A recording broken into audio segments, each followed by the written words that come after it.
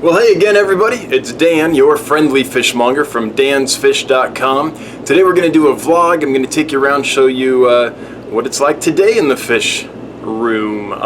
Before we get to that, until February, everything at dansfish.com is 25% off. So these Archer fish, normally 40 bucks, they're only 30 bucks right now. It's a big discount, and that's for almost every fish at dansfish.com. There's like 3 or 4 that aren't on special just because I bred them and I only have a couple, things like that. But everything else, there's lots of stuff to choose from. So go check that out. Sorry about the plug, but it's a business, gotta plug it.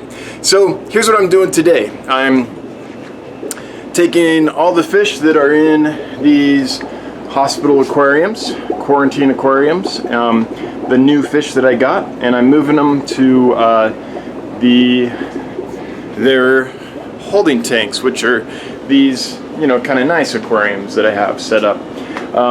I don't like keeping them in the hospital tanks more than I have to, just because it's, it's super clean, but it's, there's no plants in there for them to interact with. There's just a bare aquarium, and there's no filter in there because the meds I use will just kill the beneficial bacteria anyway, and that'll create more ammonia. So they're just plain old bare tanks with an air stone.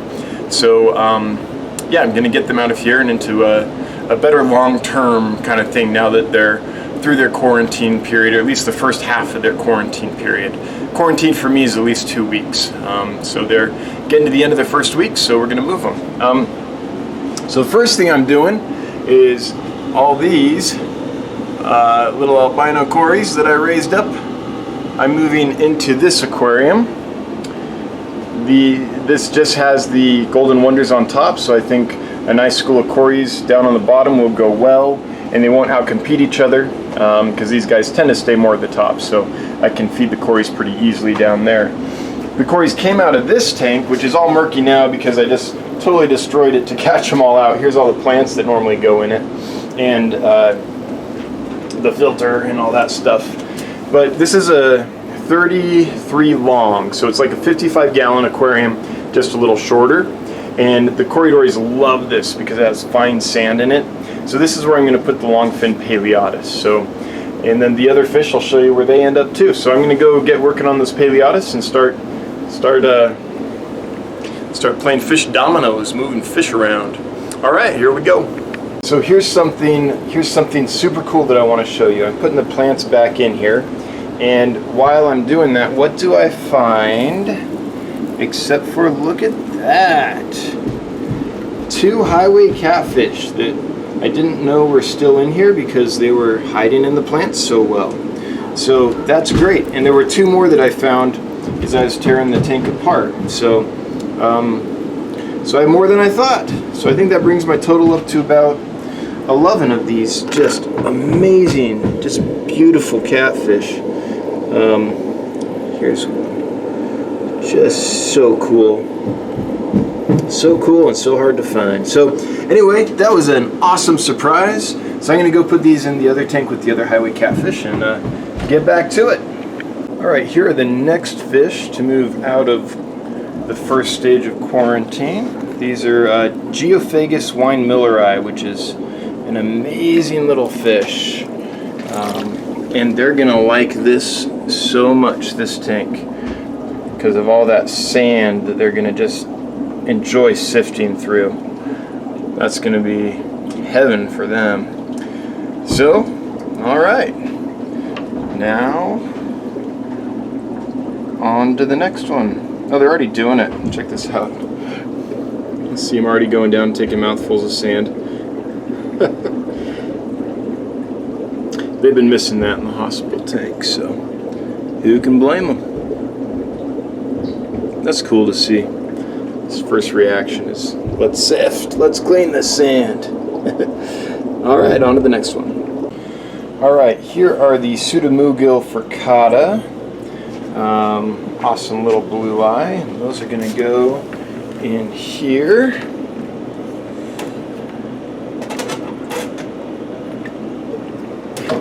There we go. Coming on out of the container. All right. Check them out.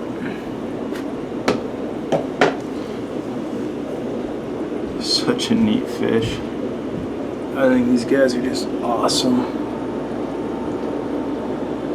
And they'll do good in here. There's some cories on the bottom and a couple kubatai rasbors in here is pretty much it. So this should be a good tank for them. Then let's walk over here and I'll show you the Paleatus, Corridors Paleatus, that are now in here. So here they are, and they're just gonna, I think they're gonna absolutely love it in here. Lots of sand with a little bit of mulm on it for them to browse around in.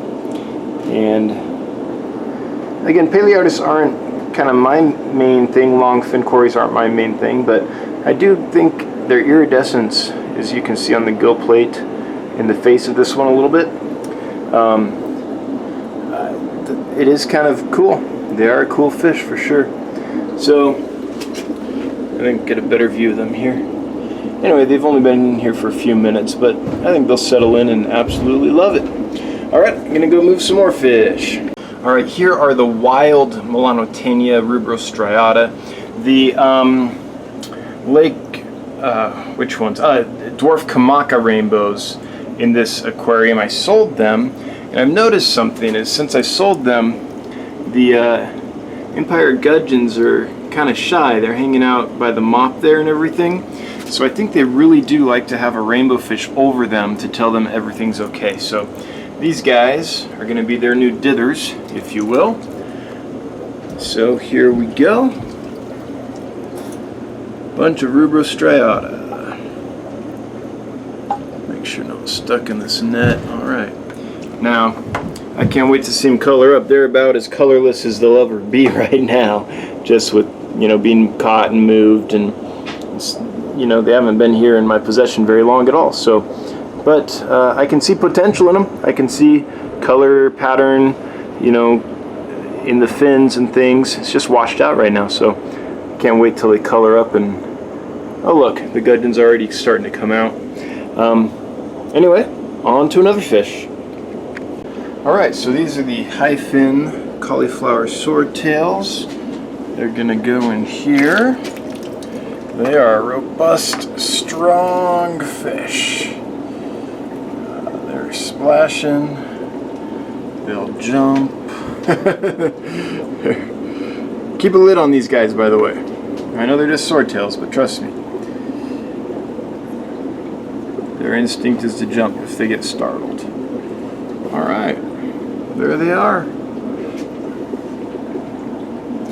All right, have another tank of swordtails to do, and the apistos, and then I'll be done kind of the getting fish out of hospital tanks thing for the day. So I'm gonna get back to it. All right, here's the second group of red-eyed red high fin swordtails. I call them cauliflower swords. Going in their new home in here with the other guys, or gals, I guess. They're all females. Someone asked if they could be pregnant already, and it's possible. I don't see anyone that looks obviously gravid or like she's close to giving birth, but man, they're sure pretty, aren't they? Oh, they're just a cool fish.